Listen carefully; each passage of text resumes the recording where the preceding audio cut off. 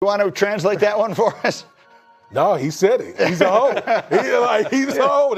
But you know what? I absolutely believe everything he just said, because that's what wide receivers do. They do stupid stuff like that, and they hide behind the offensive lineman. So, yeah, Shelby Harris, what he was saying, I believe it. I believe every word he said in that. I love The Cleveland Browns' 26-8 loss to the San Francisco 49ers on Sunday was more than just another mark in a spiraling season. It was supposed to be a moment of hope, a moment where a franchise drenched in instability finally gave a young quarterback his stage under the home lights. Instead, First Energy Stadium watched rookie Shedeur Sanders' home debut get swallowed by turnovers, misfires, broken plays, baffling coaching decisions, and a 49ers team all too happy to expose Cleveland's every weakness. He's a hoe, and I want that known. I see why he got punched in the nuts, because that's he says some things that you should not say to another man ever, but I don't respect it, because you say that, then run behind your O-line. That's some real soft shit, and I want that known. I see exactly why they punched you in the nuts. I'm surprised nobody punched him in the jaw yet. Yet somehow, amid all the noise, the bruises, the dropped passes, and the fumbled opportunities, something undeniably real happened. Shedeur Sanders earned another start. And for many Browns fans, that decision wasn't just welcomed, it felt overdue. If you've given Dillon Gabriel, if you've given Joe Flacco an opportunity to properly evaluate them, you need to do the same thing for Shedeur Sanders. I was pleased with what Shedeur Sanders did do. Do I believe that the Cleveland Browns are a good team? Hell no. They don't have the proper talent. They don't have a specific or a dynamic number one option, whether at the tight end position or a receiver position, and you're asking a rookie and a rookie running back to carry your team, or now a rookie quarterback to carry your team, and it's not a recipe for success. Dillon Gabriel ain't your starting quarterback for the future. Therefore, find out whether or not Shedeur Sanders can be the rest of the season. I think Shedeur Sanders should be starting for the rest of the season, and that should be that. It's very, very simple and plain. For months, a growing segment of Cleveland's fan base has insisted Sanders has been placed under harsher scrutiny than any rookie quarterback should endure. Judged snap to snap, judged for mistakes that Dillon Gabriel, who went 1-6 in 7 starts, made repeatedly without losing his job. Judged not as a 5th-round pick, but as a Sanders, as Deion's son, as someone carrying a last name that demands perfection from the moment he steps on the field. Talk to him. You over there clapping your hands and all that and yelling at the young fellas. His second start. He working through stuff. Yeah, he might not be throwing everything with anticipation like you want him to throw it with. But not only that, man, y'all know how I am. Pat your chest first, homeboy, because you've been dropping a lot of passes out there. You ain't been playing lights out.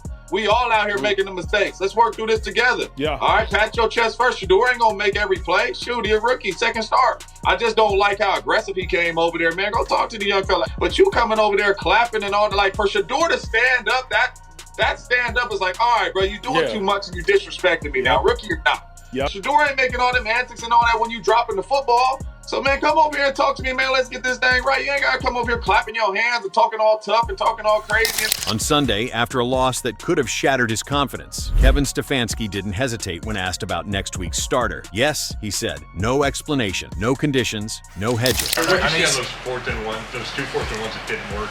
And did you like Kevin having the aggressiveness there, even backed up in your territory? I mean, first, that's a rude question to ask. If I think, it was a great call by my coach, Do you like the aggression? Not do you like the call, do you like I like being out there playing. so whatever that comes with, it comes with, we not gonna be here and ever point finger at no coach or do anything like that. For Sanders, the moment hit differently. You could hear it in his voice. You could feel it in the way he measured his words. A brash leader conditioned by the spotlight, now softened just enough by the months he spent jogging scout team reps as the 4th quarterback on the depth chart. Yeah, of course I'm thankful, Shedeur said, eyes steady but softer than usual. I remember when I wasn't playing. I never forget that feeling. I try my best to not let that happen again. That's not something you hear from a rookie accustomed to dominance. That's the voice of someone humbled by the NFL grind. Not broken, but sharpened. Completely unacceptable by Jerry Jeudy. Completely unacceptable for several reasons. Number one, Jeudy, you the one that fumbled that play last week versus the Raiders and Shedeur didn't come at you. You the one that had that 39-yard play. Should have been Shedeur's second, if not his biggest play of the day, had you made somebody miss. But instead, you start dancing in the open field, force fumble. Shedeur don't come at you yelling and whatnot. Now, I don't know the type of friendship or connection they have off the field, so maybe they both have a mutual level of respect. But on the field with the cameras on, Jeudy, now's not the time, and that sure as hell ain't the place. That's the rookie in his second start just trying to get right. You in that moment are not helping Shedeur Sanders get right. You in that moment are just adding more chaos to one of the most chaotic situations one can exist in, which is an NFL sideline in the midst of battle while you are losing. So Jeudy, you the 6-7 year vet. You play for multiple teams, multiple coaches. Jeudy, you're the one that should be on the sideline and be like, hey, I got you, Q. Hey, I got you, Q. Hey, don't worry about it. Hey, next time, maybe just think about this. Hey, think about that. Why in the world does the rookie have more poise than the vet? That makes no sense. Why does Shedeur Sanders in that moment have more poise than Jerry Jeudy? Yeah. Jeudy, you should be teaching Shedeur. Shedeur shouldn't be the one teaching you in that moment. And James Jones said something perfectly. If Shedeur would have met Jeudy where Jeudy was at, that's an eruption. That is a sideline eruption. Because Jeudy doing... Jeudy doing all that. What you doing all the gyrating for? You feel me? Like, Jeudy was doing too much. Shout out to Shedeur for maintaining his composure. Again, they might be friends outside of that. It's the heat of battle. I get all that. So I'm not going to sit here and act like there's not a friendship that might exist there. I do think they are friends. I just didn't like how it looked. Sanders' transformation traces back to August, a preseason game he wasn't even supposed to play in. Injuries to the 3 quarterbacks ahead of him forced Stefanski to put the rookie on the field for the first time. They didn't have to let me play, Sanders said then. Anything and everything is good for me. Those words ring louder now, because while fans often crave instant stardom, Sanders knows every rep he gets is a blessing that didn't come easy. Last week's upset win against the Raiders felt like a fairy tale debut. Indoors, against a soft defense, with Dayon in the building, with sparks flying off Sanders' arm every few drives. His stat line, 209 yards, 1 interception, and 3 explosive completions, 66, 52, and 39 yards, told only half the story. What mattered was the poise, the patience, the refusal to crumble in big moments. But analysts warned then,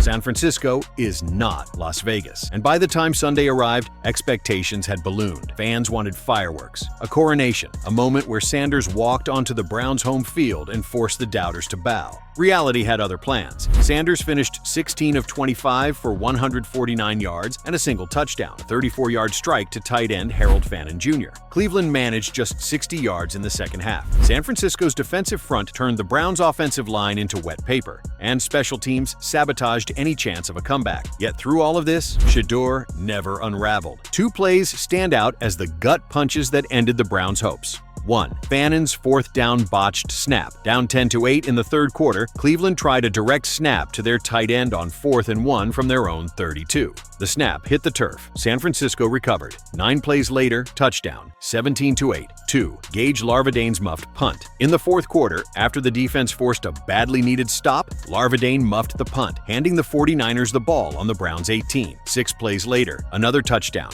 Game over. Not even Patrick Mahomes survives that kind of special team's implosion. After the game, Sanders did something Cleveland fans haven't seen from a quarterback in a long time. He took accountability, not fake accountability, not scripted accountability, real, heavy, uncomfortable honesty. It's about rallying the guys, he said. I didn't do a great job of that today. When I miss a shot, I gotta stay on myself and keep shooting. This wasn't the cocky kid from Colorado telling the world he's coming. This was an NFL quarterback learning how to lead through chaos. And when asked about a misfire to Jerry Jeudy, a throw Sanders placed just out of reach, he didn't deflect. I calculated off. It was just a missed shot. Jeudy has 9 drops this season. He has 35 catches on 80 targets. He leads the league in miscues, and yet Shedeur didn't throw him under the bus, even after cameras caught Jeudy lecturing him on the sideline, animated and frustrated. This is what leadership looks like before it's polished, messy, honest, necessary. Even the enemy saw it. 49ers defensive coordinator Robert Saleh, a man whose unit just held the Browns to 8 points, praised Sanders without hesitation. He's mobile, got a big arm, tremendous confidence. He made some really good throws against Vegas. He's only going to get better every week. That's not pity, that's respect. Next week's matchup with the Titans shouldn't matter in the standings. Both teams are near the bottom of the NFL. But the subtext? Electric. Tennessee will start Cam Ward, the #1 overall pick in the draft. Shedeur Sanders was supposed to be that guy, at least in his mind, at least in the minds of many.